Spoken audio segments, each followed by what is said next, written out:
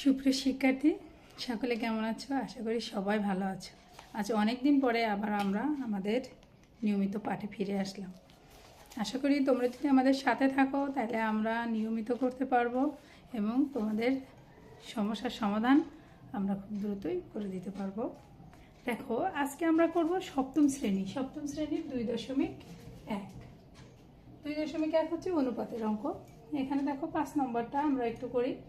বলা আছে কি 15 কেজি চালের দাম 600 টাকা হলে এরূপ 25 কেজি চালের দাম কত?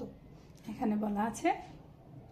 দেখে মনে হচ্ছে এটা তো ঐকিক নিয়মের অঙ্ক, আমরা করতে পারি, কিন্তু যেহেতু এটা অনুপাতের অধ্যায় আছে তাহলে আমরা অনুপাত দিয়েই অঙ্কটা করব। তুমি যদি এমনি ঐকিক নিয়মে করে দাও তাহলেও কিন্তু তোমার অঙ্কটা হবে, কিন্তু তোমার অঙ্কে তুমি যখন খাতায় লিখবা তখন সেটাকে মার্ক পাবে না। কারণ কি, যে অনুপাতের অধ্যায়ের অঙ্ক, সেহেতু অনুপাত দিয়েই আমাদের করতে হবে। ঠিক আছে, তো দেখো কিভাবে আমরা এটা অনুপাতের মাধ্যমে করি।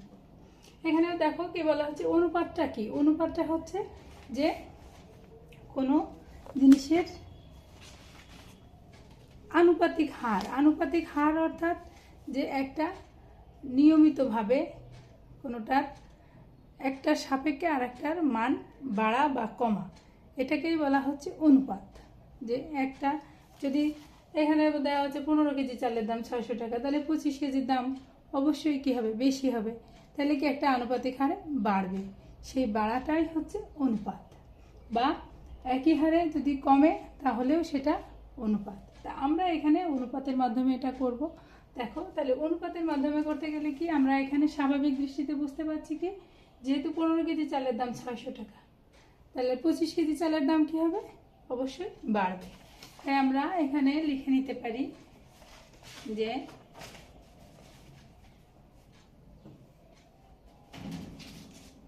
এখানে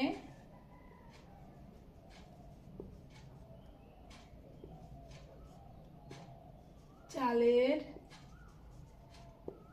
পরিমাণ বাড়ার সাথে সাথে চালের দামও বাড়বে।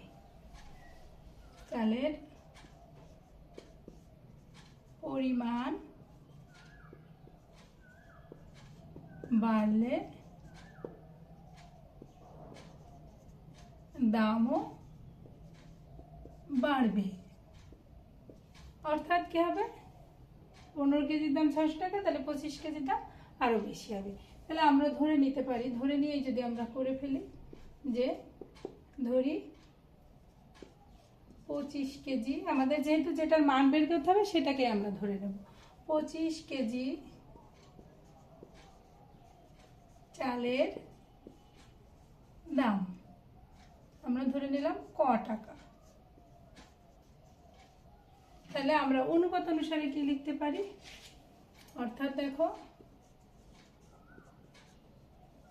অর্থাৎ আমরা অনুপাত লিখতে পারি যে একটা আমরা যে 1 2 3 4 যে অঙ্কগুলো ছিল, 1 নম্বরে যে অঙ্ক ছিল ওইখানে কিন্তু দুই ধরনের অনুপাত ছিল। একটা ছিল পরিমাণ আর একটা দাম, এরকম ভাবে দেওয়া ছিল। এখানেও কিন্তু এরকমই আছে, যে এটা হলো চালের পরিমাণ 15 কেজি 25 কেজি, আর এখানে দাম 600 টাকা।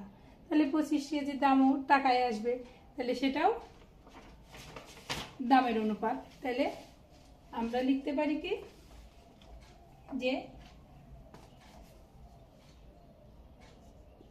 চালের পরিমাণের অনুপাত সমান কিসের অনুপাত? দামের অনুপাত। তাহলে লিখব চালের দামের অনুপাত। ঠিক আছে, তাহলে চালের পরিমাণের অনুপাত সমান চালের দামের অনুপাত। তাহলে চালের পরিমাণের অনুপাতটা কি আছে? 15 কেজি, আর আছে 25 কেজি, সমান 15 কেজির দাম 600 টাকার জন্য আমরা 600 প্রথমে লিখবো, আর 25 কেজির দাম ধরেছি ক টাকা, তাহলে আমরা এটা ক লিখব। এবার আমরা কি করতে পারি, আমরা কিন্তু জানি এটা যে দুইটা অনুপাত সমান, তাহলে এখান থেকে আমরা এটা অনুপাত মানে কিন্তু ভাগ, তাহলে আমরা এটাকে লিখতে পারি 15/25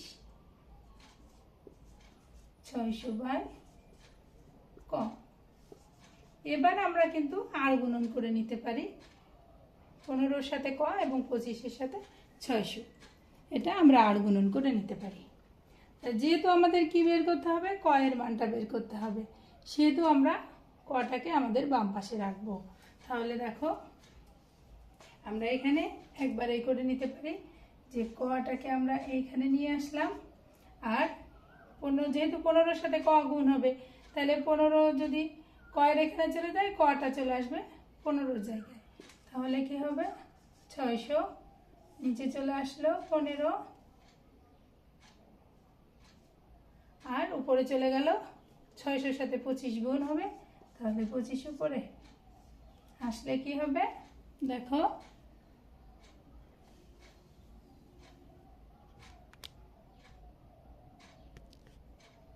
25 চলে আসলো। তাহলে আমরা এখানে ক এর মানটা কি পাবো,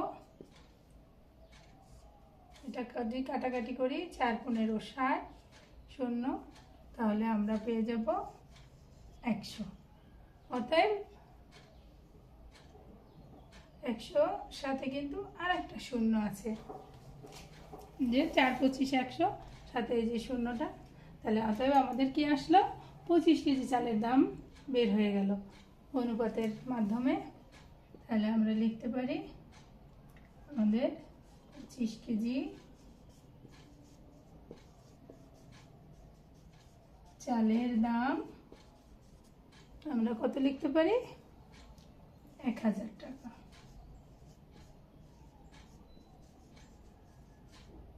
ঠিক আছে, এভাবেই কিন্তু আমাদের অঙ্কটা করতে হবে, যেহেতু আমাদের অনুপাতের অধ্যায় আছে, এজন্য আমরা অনুপাতের মাধ্যমেই এটা করব।